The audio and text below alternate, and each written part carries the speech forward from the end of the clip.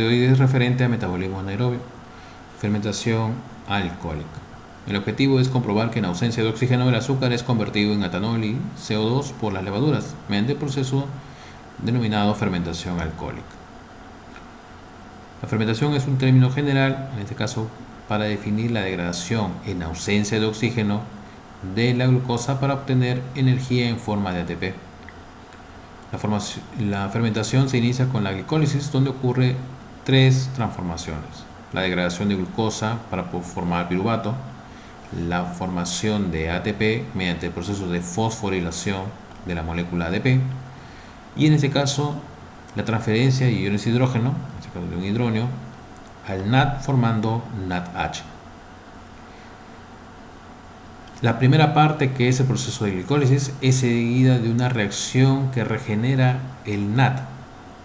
¿Cómo se regenera el NAD? En este caso, las dos formas más comunes de regeneración se realizan mediante la transferencia electrónica de NADH, en este caso al piruvato, en el proceso de la fermentación alcohólica, o la transferencia electrónica de NADH al acetaldehído en la fermentación alcohólica.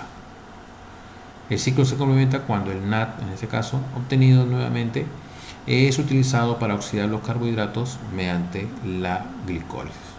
Todo este proceso al final simplemente va a generar dos moléculas de ATP. Es un proceso no muy eficiente en comparación al proceso de respiración celular. Aquí claramente vamos a ver dos esquemas comparado la fermentación alcohólica y la fermentación láctica. Ambas fermentaciones empiezan con glucosa. Mediante el proceso de glicólisis se van a formar ácido pirúvico. Aquí en el círculo rojo podemos ver el NAD, que es transformado en NADH, está capturando ion hidrógeno.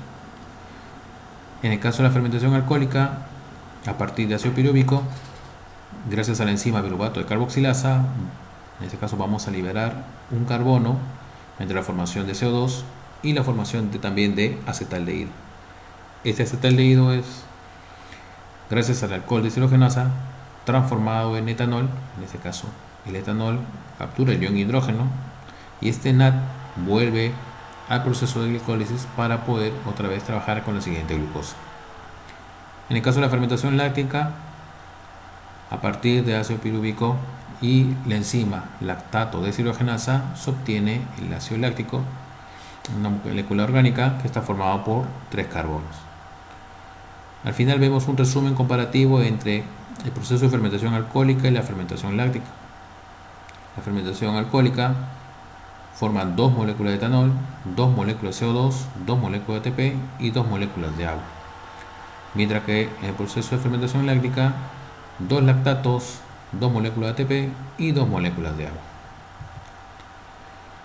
Entonces, estas vías, en este caso catabólicas, o sea, de degradación de un compuesto mucho mayor a un compuesto mucho más simple, se dan por dos vías, ya sea en condiciones aerobias, en el caso de la formación de etanol y CO2 gracias a la fermentación por levaduras, o en este caso la formación de lactato, que se puede dar en este caso en ausencia de oxígeno en procesos de contracción muscular, el trabajo que hacen los eritrocitos, en algunas otras zonas especiales y algunos microorganismos que también realizan este proceso de fermentación láctica.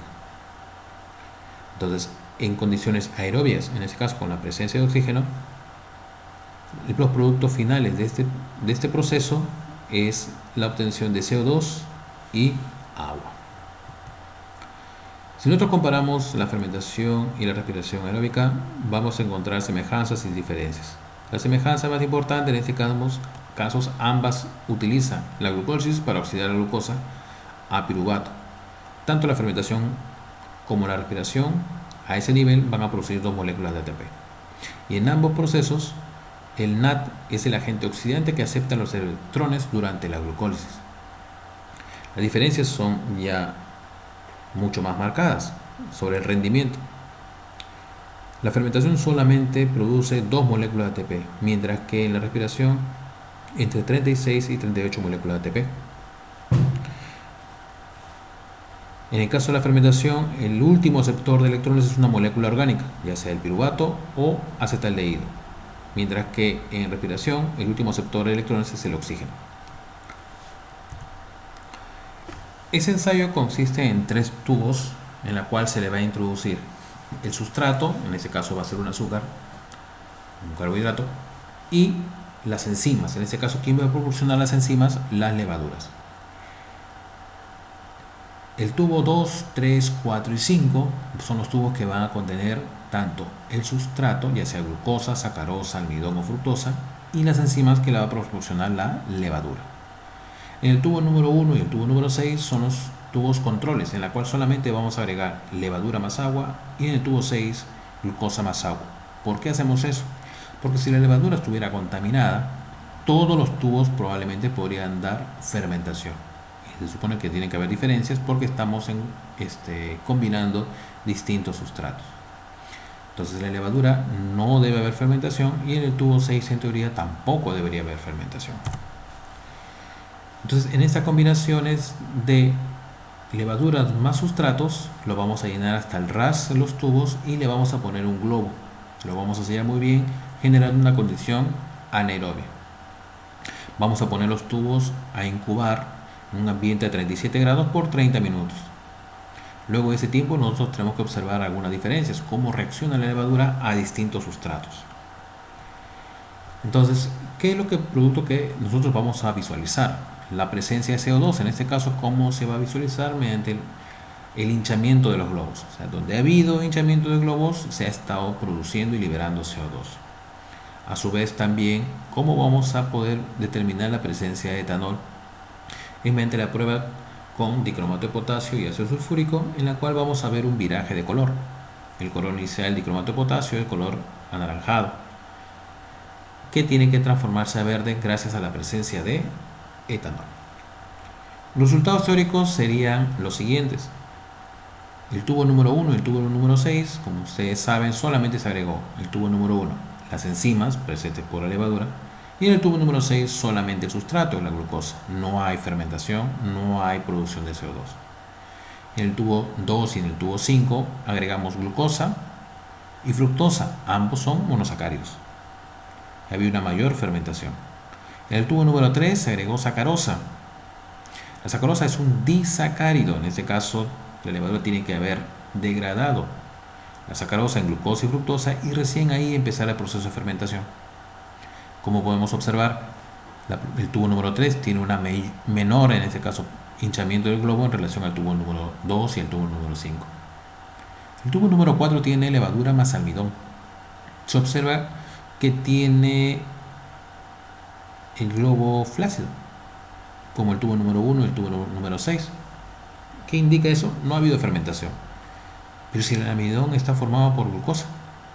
Pero hay que entender que el almidón es un polisacárido, es una estructura muy compleja, en espiral y ramificada. Entonces, ¿qué es lo que sucede? Acá la levadura no cuenta con las enzimas para poder degradar el almidón, en este caso las amilasas, que nosotros sí tenemos amilasas en la saliva y en el páncreas, que permite poder asimilar mucho mejor el almidón, poder degradarlo y poder obtener azúcares. Entonces, eso de manera teórica. ¿Qué valores en realidad vamos a observar? En el tubo número 1 no hay presencia de CO2, el pH en promedio es un pH 6, ligeramente ácido, y el etanol se mantiene, en este caso, el dicromato en color anaranjado, no hay presencia de etanol. En el caso del último tubo, en el cual tiene glucosa, no hay presencia de CO2, el pH es 5.5 y se mantiene también el color anaranjado inicial. Los tubos que tienen levadura más glucosa, levadura más sacarosa y levadura más fructosa, si hay producción de CO2 mucho mayor en el tubo con glucosa y con fructosa, y en menor proporción sacarosa. El pH 4.5 en el tubo con glucosa y con fructosa, mucho más ácido. Sacarosa, pH 5. ¿Por qué es más ácido el pH en el tubo con glucosa y con fructosa? Acuérdense que el CO2 está disuelto en la solución y otra parte está liberada hinchando el globo.